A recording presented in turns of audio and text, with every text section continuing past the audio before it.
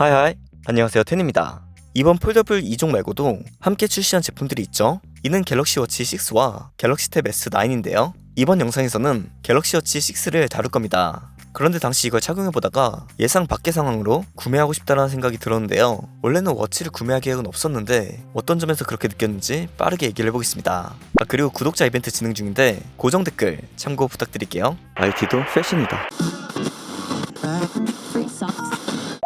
먼저 이번 갤럭시 워치 6는 두 가지 종류, 갤럭시 워치 6와 갤럭시 워치 6 클래식으로 나왔습니다. 먼저 바로 얘기를 해보자면 제가 가장 기대를 했던 워치의 기능은 혈당 체크와 같은 건강 기능, 그리고 삼성페이의 사용인데요. 아시다시피 이번 워치도 그 기능들은 들어가지 않았죠. 하지만 예상을 했기 때문에 실망과 같은 느낌은 들지 않았습니다. 물론 이것도 개인차지만요. 저에게는 애플워치도 갤럭시 워치도 많은 기능보다 결국에 보여지기에 얼마나 예쁘냐가 더 중요하고 거기서 구매 욕심이 들거든요. 다시 한번 말하지만 이건 저의 개인적인 생각이고요. 때문에 먼저 디자인적인 요소를 말하고 이후에 새로 생긴 기능과 성능을 말씀드리겠습니다. 다시 돌아와서 갤럭시 워치 6와 갤럭시 워치 6 클래식은 두 가지 사이즈로 나왔는데요. 워치 6는 40mm와 44mm, 워치 6 클래식은 43mm와 47mm. 단도직입적으로 저는 이번에 워치 6 클래식에 눈이 많이 가더라고요. 분명 이전에는 워치 액티브 2부터 이어져 온 깔끔한 디자인의 일반 워치가 더 선호도가 높았는데 이번에는 뭔가 워치 6 클래식에 더 눈이 가는 거 있죠? 그런데 이게 저만 그런 게 아니라 함께 있던 다른 유튜버분들 그리고 삼성 직원분들도 이번에 클래식에 대한 선호도가 꽤 높더라고요. 그래서 그 이유를 제가 생각을 해봤습니다. 먼저 체감되게 작아진 사이즈. 워치 4 클래식 때 42mm가 있긴 했는데 이렇게 영상에서 보시는 것처럼 물리 베젤이 두꺼웠고 위아래 두께 또한 워치 6 클래식보다 두꺼웠습니다. 그래서 분명 1mm가 더 큰데도 더 작은 느낌이 들기도 했죠.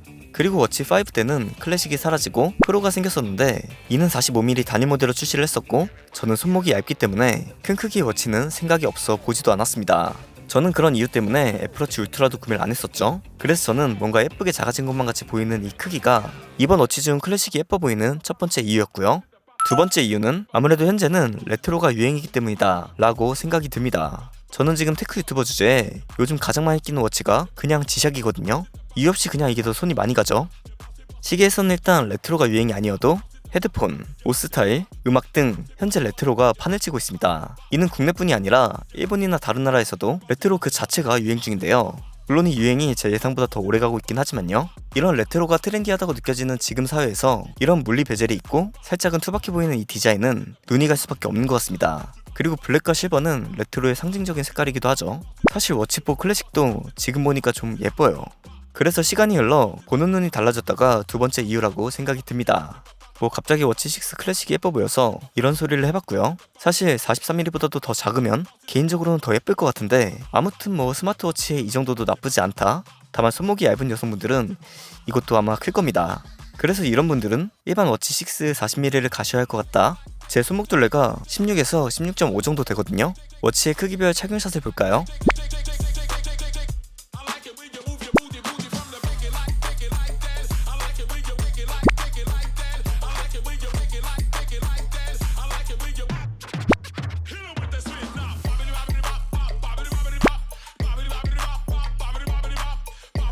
일단 첫인상이니까 이렇게 간단하게 디자인을 봐보았고요. 두 번째로는 전작과 달라진 점을 말씀드려야겠죠. 일단 워치 6는 베젤링이 30% 얇아졌습니다. 영상을 보시면 아시겠지만 확실히 얇아진 것을 볼 수 있고 그로 인해 20% 커진 디스플레이를 볼 수 있었죠. 베젤이 얇아지고 화면이 커지면 좋은 거 아니겠습니까? 워치 6 클래식도 물리 베젤링이 15% 얇아졌습니다. 그리고 워치 페이스가 더욱 다양해졌던 겁니다. 당시 제가 많이 확인을 못해서 이는 머지않아 다시 워치를 리뷰할 때 다뤄보도록 하겠고요.